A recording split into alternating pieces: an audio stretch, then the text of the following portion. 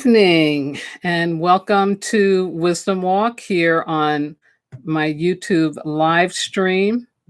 I had a little glitch right before, like a half hour before broadcasting, where I couldn't get access to the live stream that I had set up.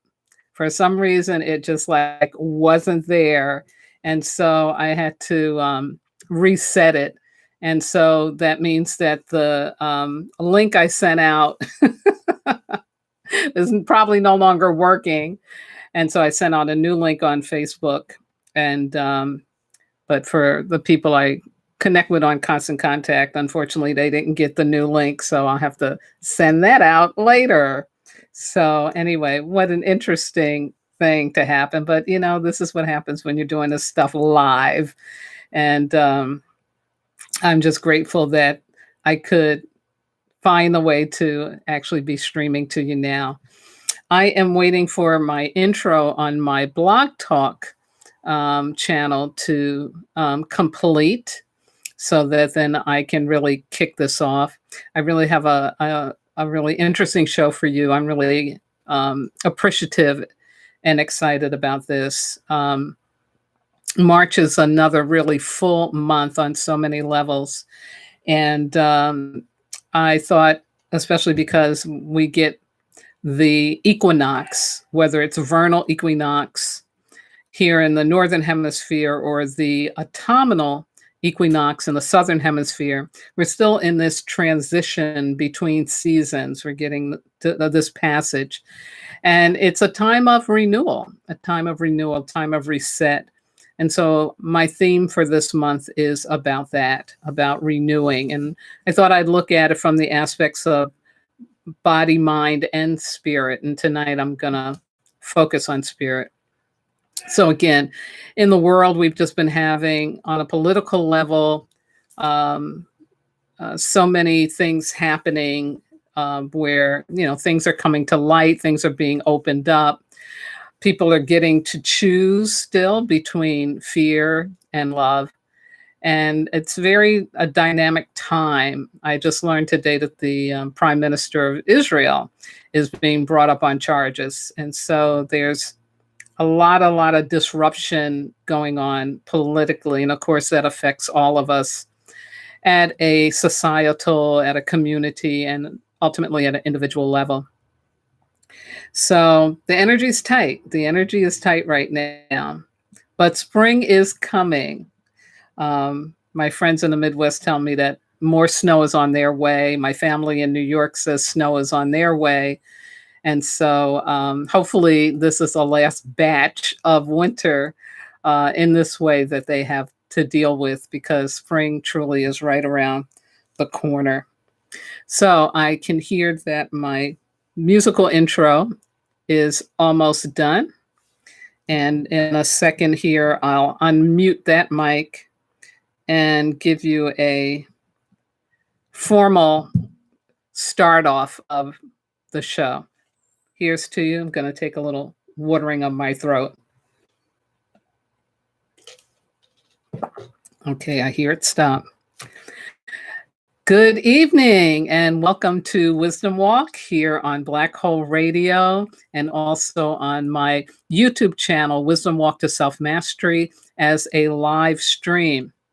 I was just telling the folks who may be watching me live stream about the little glitch that I had going on where I couldn't get access to my original link for the live stream. And so you could have seen me just kind of pulling my hair out, trying to figure it out. And finally, I just said, just create another stream.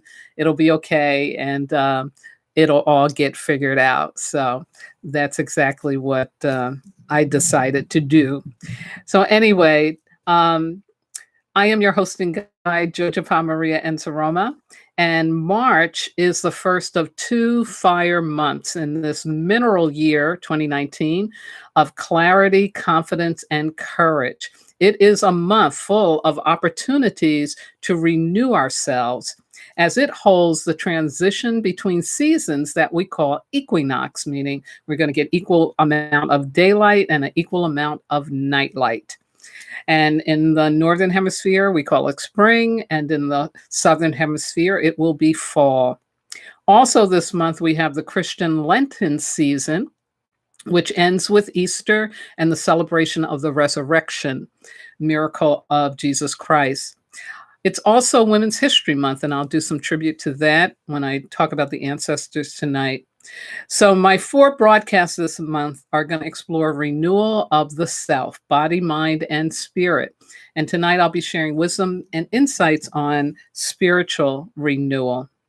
Now, for those of you who may be listening in or watching for the first time, let me give you a brief overview of Wisdom Walk. It is a personal development resource for your mind, body, and soul. My ministry is any pain that is not transformed will be transferred.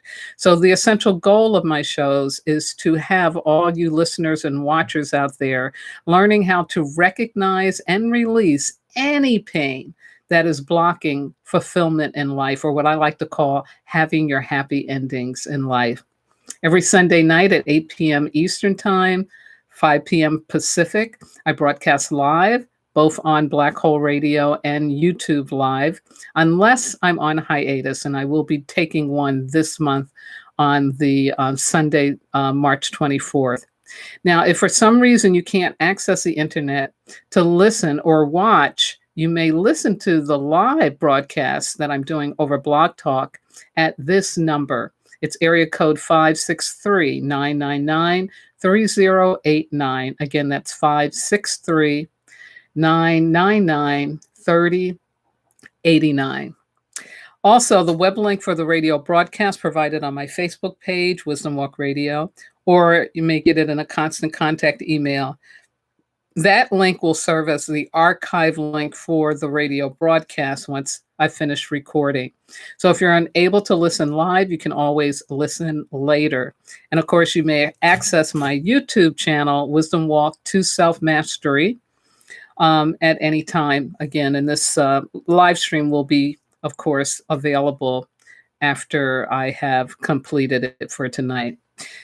So right now, I invite you to sit or lay back and join me for an exploration of the inner landscape where we can connect to our souls and discover the true treasure of being human.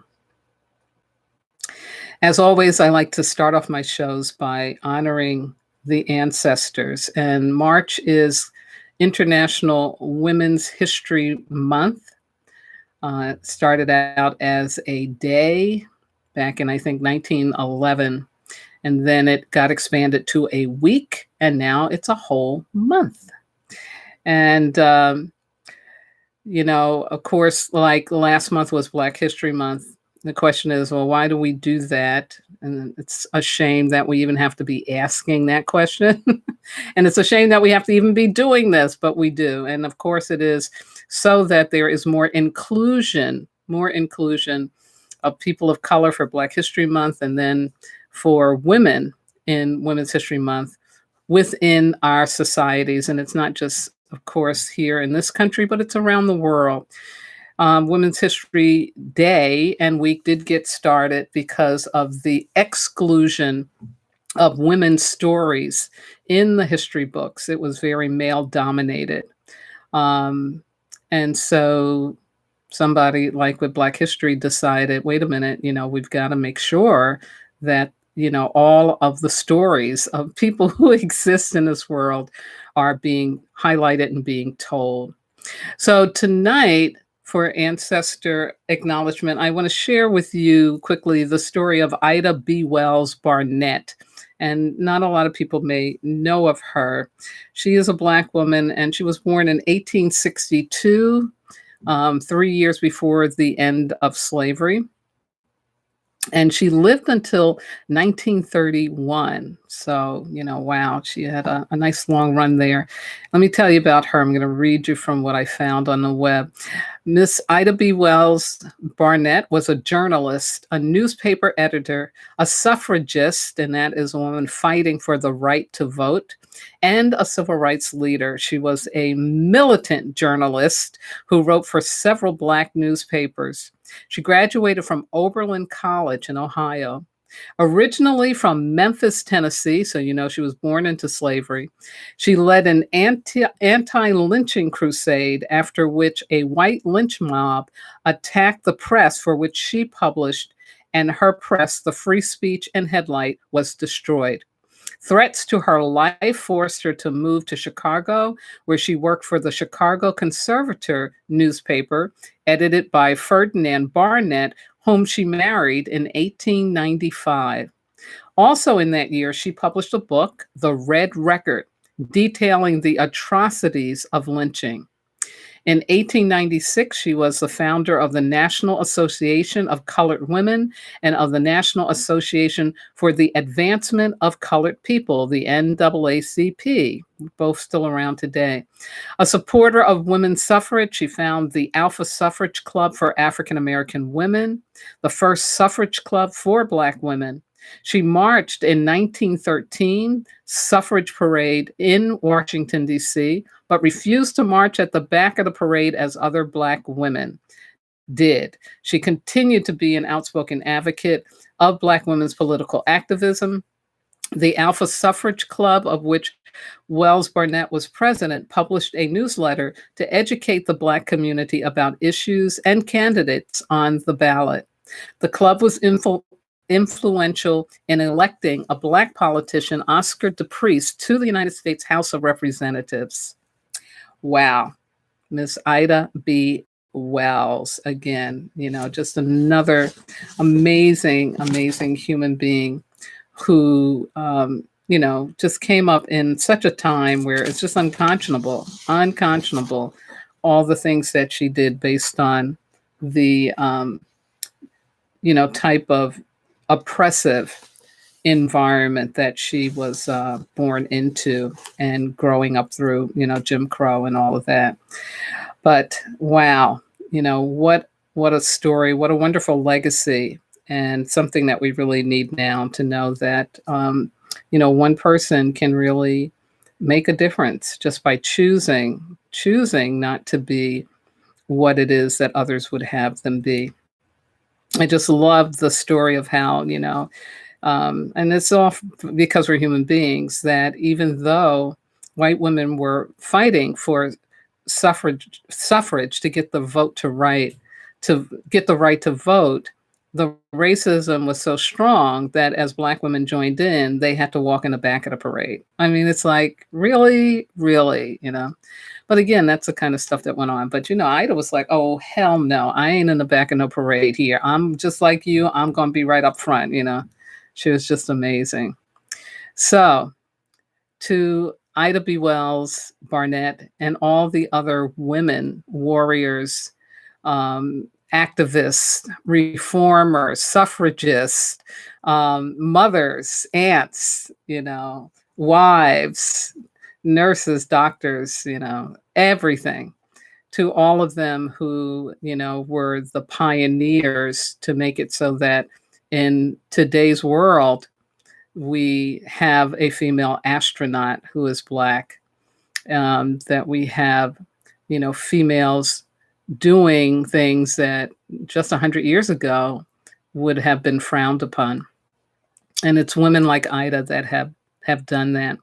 So I want to do a call out to her as I ask you to also think about ancestors that you know of, blood related or not, who had that kind of courage, that spark of, I'm going to have justice. I'm going to, participate in this democracy, in this country as an equal, because that is my birthright.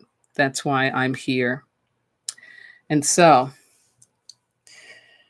ancestors, we are calling out to you, ancestors like Ida B. Wells Barnett, and others who pioneered a way forward for women. And as an example to anyone in the culture who's being treated like less or being treated like they're disposable. And we asked you to come and be with us at this time, at this really critical time in this country, when we are at a crossroads in terms of how do we want our democracy to be. And it's representative about how do we want our communities to be, how do we want our families to be, and how do we want to be inside of ourselves. And so ancestors, we need your help, your guidance, your wisdom, your love to be able to remember the truth of who we are and to choose that love over fear every time so that we can truly live a life of freedom, joy, fulfillment, and happy endings. And Creator, I ask and thank you for the blessing of your great emissaries, these ancestors, and thank you for allowing them to come and be with us and to support us. And we thank you for this in the name of all that is holy. I say amen. Ashe Ahoa Sashinga Bismillah, and so it is. Ashe. Ashe. So, moving right along. Elemental and astrological wisdom. Wow. We got a lot of stuff going on in the heavens coming up in March. I'm going to give you a bunch of it that is coming up this week, but there will be some more before the end of the month. So let me start off with the elemental wisdom, which is again based on the African medicine wheel that I wisdom keep from the Dagara tribe of Burkina Faso, thanks to my teachers Malidoma and Sabonfusome, who brought this beautiful ancient teaching over to this land and to the world, actually, so that we as humans could have this wonderful resource. And so I use this medicine wheel made up of the 5 elements of fire, water, earth, nature, and mineral. Mineral and nature, that's the order, correct order, to help inspire us to higher consciousness on a weekly basis.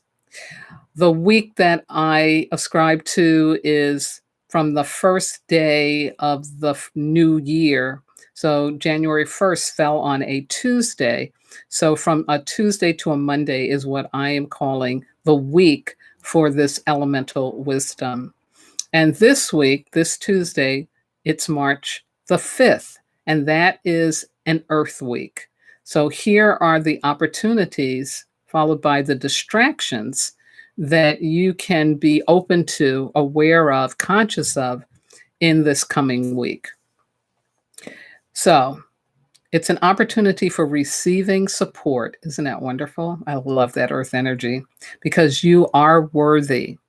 Embrace the power of self-love and honor the energetic of the earth element as you open yourself to receive what you need in order to be fulfilled, nurtured, appreciated, and loved. Be self-full, which is the opposite of selfish. Being self-full means you're taking accountability for yourself. You're being responsible for yourself. You're putting your oxygen mask on first before you try to help anybody else. This is cosmic reciprocity for all that you have done to support others. You deserve it. Ask and you shall receive. So this is a wonderful week to really put some emphasis on focusing on yourself, your self-care, and allowing yourself to receive the support that you need in order to be able to do that in a functional and healthy manner. Now, here are the distractions for this week, because anytime we get to have something good happen or something useful happen, there's these temptations that are going to come up. That's just a part of how the universe works. So here's a distraction or temptation. The first one is that fear of hearing no. So if you need to ask for help, but then you get like, oh, nah, no, I'm going to hear a no, forget it. No, you want to avoid that. You may hear a no, but your no's will get you to your yeses. So you don't have to let that fear of a no stop you from asking for and ultimately receiving the help that you need to care for yourself this week. The fear of being a burden. That's one of my major core wounds. And for many, many years, it did keep me from accessing the support and the help that I needed in my life. And so we need to banish that because, if you're not consciously being a burden to someone, you're not a burden. If they experience you in that way, that has more to do with what's going on for them.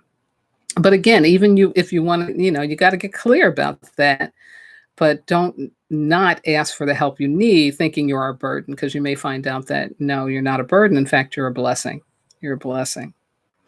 A lot of times asking for help gives the other person the opportunity to experience themselves as being loving and generous and open and vulnerable and open-hearted. So again, there's two sides to everything, and we shouldn't shut ourselves down based on those fears from the past that there's something wrong with us. And then last but not least, the fear of being judged as weak or as a failure. Yeah, we all know this one. And, just sometimes in life, stuff happens, just like me tonight with, not getting to my YouTube that I done posted all over the place, and I can't get access to it. Well, I'm not going to waste time feeling bad about that because stuff happens, and that's what we have to understand in life. We're going to get into situations where things just went wrong. And it doesn't mean that we're wrong. It just means you're experiencing things having gone wrong. Ask for the help that you need. Don't sit and suffer. Pain is something in life that we have no real control over. Pain is going to happen, okay? But suffering is a choice. And this is a Buddhist, saying and understanding, but it's so, so true. Suffering is a choice. You do not have to stay in the pain, emotional, mental, physical, whatever. Ask for the help you need, because this is an Earth week. This is a week for receiving support, getting the nurturing that you need and deserve. Now, next Tuesday will be the 13th, and that will be a nature week. We're coming up to a nature week after this. And of course, I will share with you about that in the next broadcast. Now, astrological. Oh my goodness. There are 1, 2, 3, 4 big enough events that are coming up just this week. One already happened on the 1st, but it's just March. If you thought that February was something else in terms of some things jumping up and information coming in and things coming around. And, again, just look at the political scene, right? So you see how stuff jumped up. March is going to be even more. It's going to be even more on every level, every aspect of human existence. But it's a good thing. It really is, because ultimately this is about renewal. This is really about renewal. And I'll talk a little more about that. So this information comes from astrobutterfly.com. It's all one word, astrobutterfly.com. I forget the name of the woman who does that, but boy, I'm really liking how clearly she lays out the information, the astrological information in terms of what's going on planetarily and as it relates to the zodiac. I'm really enjoying her. So March 1st, we had Venus entering Aquarius. What does that mean? In Aquarius, Venus rises above personal concerns and takes a more objective, realistic approach to life. Very interesting. Venus in Capricorn was a very heavy transit, and that was what was going on in February, from January into February, as we know. So Venus in Aquarius will lift the burden of resentment from your heart. I think that is so, so, so, so important. What that says to me is Venus in Aquarius is bringing compassion. It's bringing compassion, because when we release resentment, that's what's happening. We're shifting into a more compassionate view or perspective about someone or something. So just be mindful of that. Like, who are you resentful of right now? Who's like getting on your last nerve? Who is it that you would want to banish to a cave for the rest of eternity. Really seriously, who is that you are not having a compassion for? And just know that that energy of Venus into Aquarius is going to help you get rid of the burden, because any kind of resentment, any kind of anger and stuff we have about people, that's real attachment. It's a codependency, and it is burdensome. It can actually physically affect you, because we know now that our mind and our body are really all together. It's all working together. So look forward to that. Look forward to resentment being lifted from your heart as you step into forgiveness and compassion. It'll be more easy to do that, is what this is saying. Now, March the 5th, this Tuesday, the beginning of the Earth week, when you got to ask for support that you need or look for it, Mercury is going retrograde. Now, I love what she says about this. It's not the usual Mercury retrograde message you get about, okay, things are going to be held up, your electronics aren't going to work, just like, the mess that happened to me tonight with the computer, right? Stuff not going to work. Don't sign any contracts. Don't do any surgeries, because this is, Mercury is like going backwards. Nothing's moving forward. Just wait before you make any major decisions. That's usually the message of Mercury retrograde, and it kind of still holds, but I think this message kind of enhances that in a way that it's not so much of a fear, because Mercury retrograde seems like, oh, God, is so fearful, but actually something that we can be looking forward to and anticipating because of what it can bring.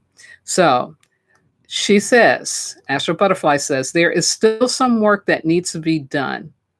That's the big message of this retrograde. There is still some work that needs to be done. There are still adjustments that need to be made. Maybe there's a chapter of your life you thought you had closed, but Mercury retrograde will reopen it for you to take a closer look at it. You may not like this, but Mercury retrograde will help you see things from a different perspective. Mercury will spend most of March in a conjunction to Neptune. Mercury and Neptune will deconstruct, really important, your present reality to show you a different perspective. And this is in a very good way, okay? It's like things being broken up so that you can get to the truth, to a new perspective. You can have an epiphany and finally understand why something happened the way it happened. That's a grace. Okay? That is a grace to learn why something that was painful, disappointing, that really disrupted you, made you upset, happened, to get the reason behind it. Oh my God, that is such a grace. Because a lot of times we either are blaming ourselves or blaming somebody else, and you're in that you're in a holding pattern. But when you can learn the truth, oh my God, it can free you up in ways that are just so miraculous. I've had that happen to me, so I know how powerful that is. It's amazing. Changed my life. She goes on to say, when you find this missing piece of the puzzle, everything will fall into place. To benefit from Mercury's immersion into Pisces, keep your mind open. Be aware of any misconceptions or prejudices you may have. Now, this is a nice linking, right, between Mercury going retrograde with this kind of energy because of the Neptune and because it's in Pisces, and the Venus in Aquarius, right? That getting rid of the resentment. And so this is, again, another validation, reinforcement that this is a kind of movement that is going to be happening this month. So to me, this is a retrograde to look forward to rather than one to say, oh my God, I'm not going to do anything. No, this one is saying, here's a focus for why we've got to, look back at something, why we've got to retrograde to something to look it up. Now, the next day after the 5th, on March the 6th, we have Uranus entering Taurus. This is a huge, huge, huge shift. Now, Uranus entered Taurus earlier in 2018, but then it went out and now it's back. And it's back now for at least another 7 years. She says Uranus changing signs always comes with big shifts, always comes with big shifts.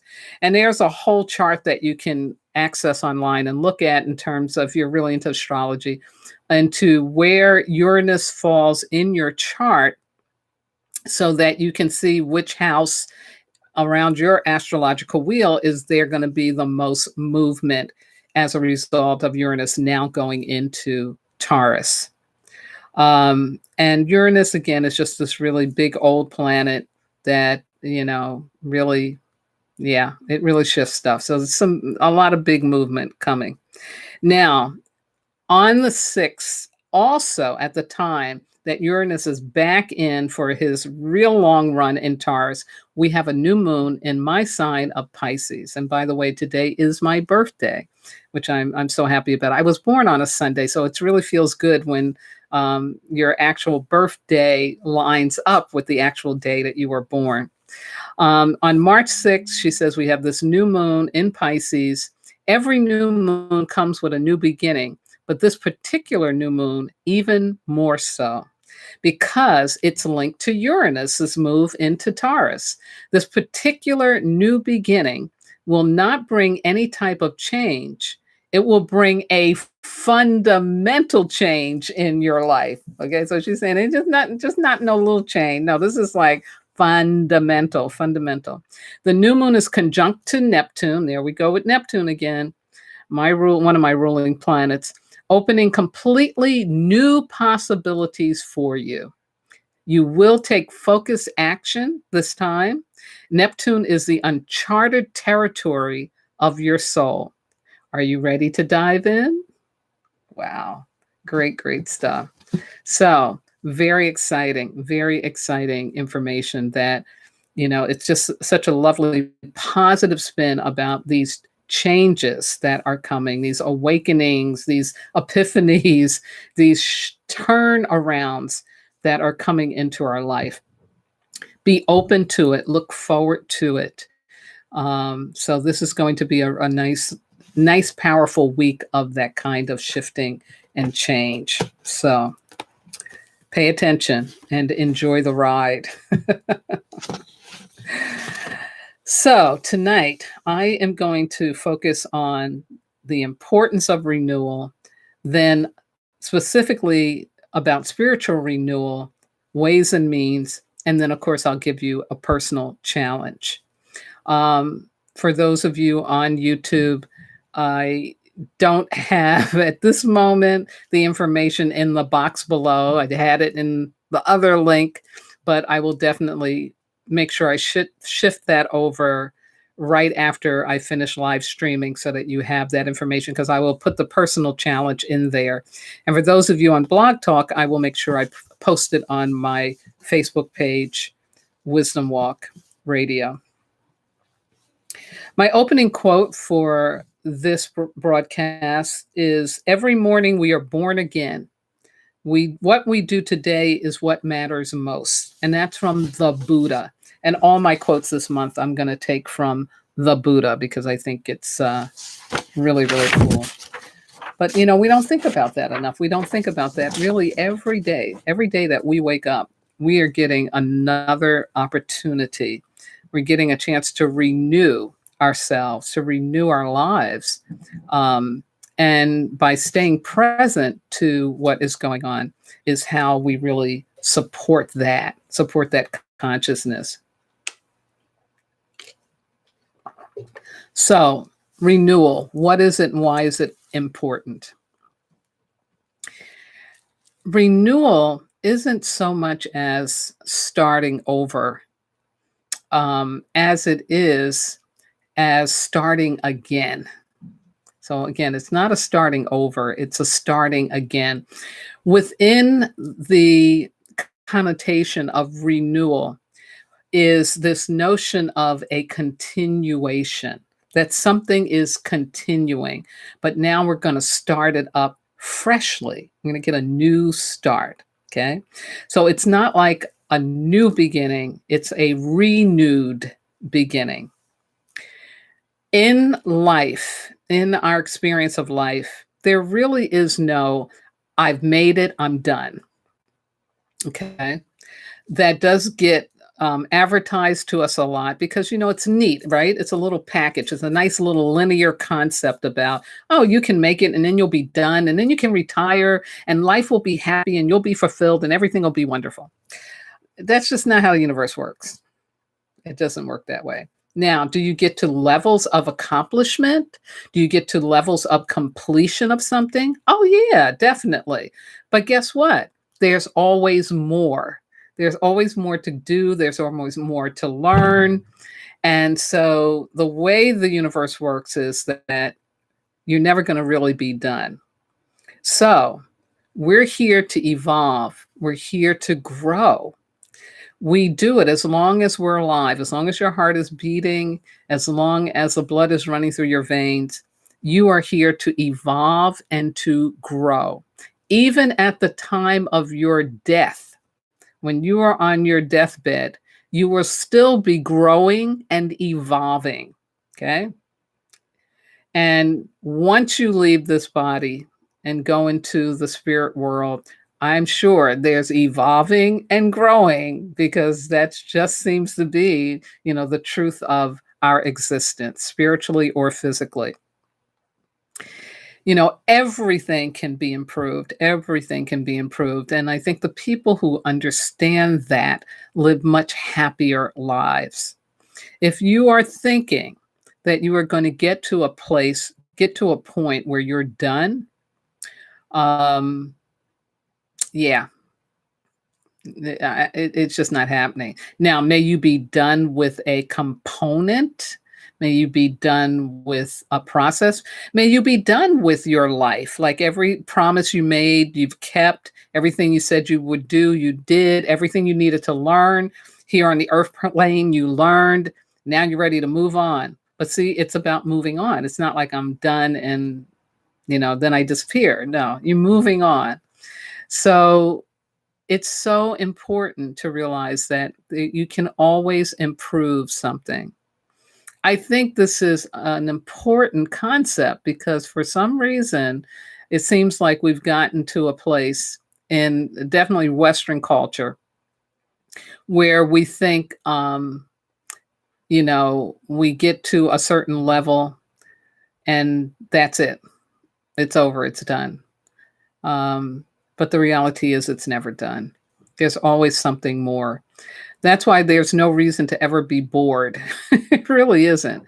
If you're bored, it's because you just haven't found what it is that you want to continue learning, doing to help you grow, to help you evolve.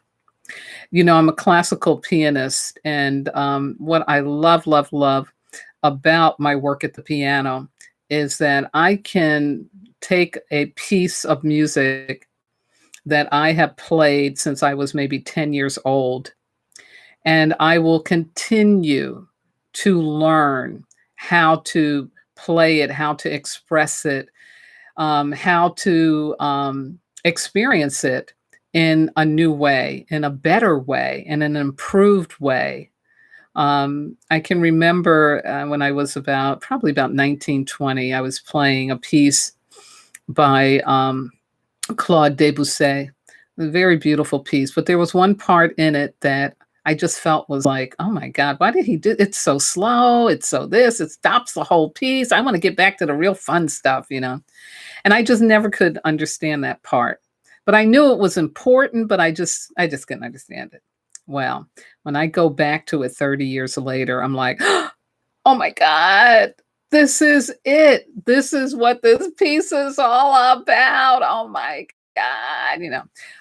And it was great because I had to relearn. I had to relearn that piece. I had to relearn to understand and interpret that music from that place where this middle piece was what it was really all about. Like this is the juice right here.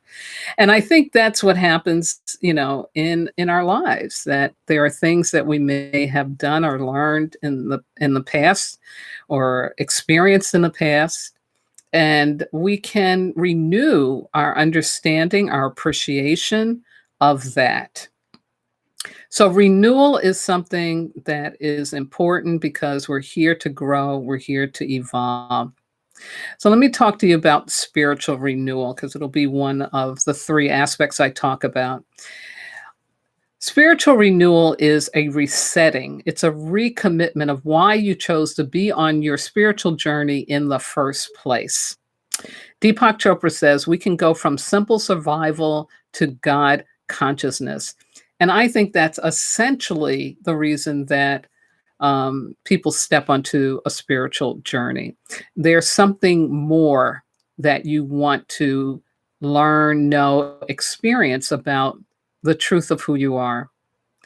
And so, in his best selling book, Deepak wrote called How to Know God, he outlined 7 levels of consciousness, starting with survival and victim consciousness, through to living on purpose with victor consciousness, and ending with being in partnership with an unmanifest creator, meaning it's nothing like a human being, living from your true and authentic self. So he gives you these 7 stages. And I was rereading that and thinking, wow, this is really cool because it's important, especially for people who are involved seriously in a spiritual life and practice, to know that there is always something more to learn. There's always something more to understand. There's always something more to experience in regards to your spirituality. And so I think that book is really a really wonderful resource and guide to the more that can come into your life spiritually. Spirituality 101 is basically learning that you have an inner world, your inner scape, as I call it, and that inner world actually has a relationship to the external world around you. And as you begin to connect to that inner world, connect to your soul, the energetic, that lives within, that invisible energetic that was never born, it never dies, it's your soul. And when you begin to learn what it feels like, tastes like, sounds like to connect with that soul, when you begin to realize that you can, in that connection, perceive things that are outside of you from a very different viewpoint, then you realize that you can manifest things in new ways. You realize you don't have to be a victim to life. You realize that you can learn how to transform your pain rather than transfer it. So, because those are such monumental shifts in consciousness, such monumental shifts in consciousness for most people. Sometimes there are children that are born, they just get that stuff off the bat. But for most of us, it is a monumental shift in consciousness. And so it feels like once you've been doing it for, 5 years, 10 years, that you feel like you really know something and you got, evidence to show it, right? You can say, yeah, like, look at this, look what I manifested, look what's going on for me, I've forgiven everybody in my family and all this good stuff. Well, again, you ain't made it, it ain't over. In fact, you're ready for the next level of awareness, of consciousness. You're ready to get into the sixth dimension. And seriously, that's really important to know. I think the people who walk a spiritual path that I trust the most are people who, despite however long they have been working their spiritual consciousness, the ones who are humble and always learning, open to learning, are the people that I trust. Anyone who sets themselves up as a master, as a guru, as I got this all figured out, I'm like, I don't know about that. Um, because again, it just That's not how the universe works. There's always more to learn. So the Dalai Lama, I really admire him because he's always learning, you know? And yeah, he knows a lot and he's had access to a lot of, very esoteric information and stuff, but he is just so down to earth and he's always open to learning. When he writes about things too, you can see, that he has that openness, that vulnerability. There's a vulnerability about him. And I really respect that. It's inspiring. And so it's really, really important to know that, again, there ain't no saints walking around. And even people who got into sainthood were people that were learning. They were always open to learning, questioning things, contemplating things. It was never an arrogance about them, like, I know this, I got this. Um, so here's a little bit of guidance for you in identifying your renewal process for yourself spiritually. Now that I've made it clear that there's always more to learn. Um, as you can see behind me are these fabulous books from my dear Miss Sarah's library. Many books I do know of, but there's a lot of stuff in there that I'm not, oh, I don't know about that. Let me take a look at this. Let me read this. And it's just wonderful. It's really important. And it's not just through reading. It's also through conversations with people. It's also accessing someone who is sending out a very loving message in a very loving way. It's also about how you get called to do certain things or to be certain things, to play certain roles where you get a chance to make contributions with the spiritual essence that you carry. All of these are related to ways for how we can renew our spiritual connection. I do want to say this before I tell you about the guidance that, this isn't only for someone who may have fallen out of a spiritual practice, because that does happen. We're human. And, walking a spiritual path can really ostracize you from the people that you knew and had been used to, because it's a solitary and unique journey. No two people are going to do it alike. So there can be some ostracizing and some loneliness that sets in. And so sometimes people say, okay, I'm just not going to do this. I'm just going to go out and hang out, be with my friends, and just have a good time and just let go of this stuff, that everything means something. Um, but, a lot of people get to a point to say, well, I want to get back into my spiritual practice. I want to take up again what I want. So that's a renewal. But this is also for people like me who have made that commitment to live a spiritual life, to spiritualize my life. And I do consciously look to renew on an annual basis my connection to my God, to my divine self, to my understanding of how the universe works. So here's a good guide, and it's one that I use that I think may be helpful to you. The first thing you do is remember why you made the choice to step onto your spiritual path. Like, take some moments to go back to that and remember choosing to go spiritual. Like, what was going on in your life? What was happening to you? What happened to you? What were you feeling? What were you thinking? What had you say, I'm going to take on learning how to spiritualize my life, how to get connected to my soul in a way that I never have before, or maybe for the first time. Once you do that remembrance, then you need to review who you used to be compared to who you are now. So who were you at the time that you were making that choice? And who are you now? So it's kind of like taking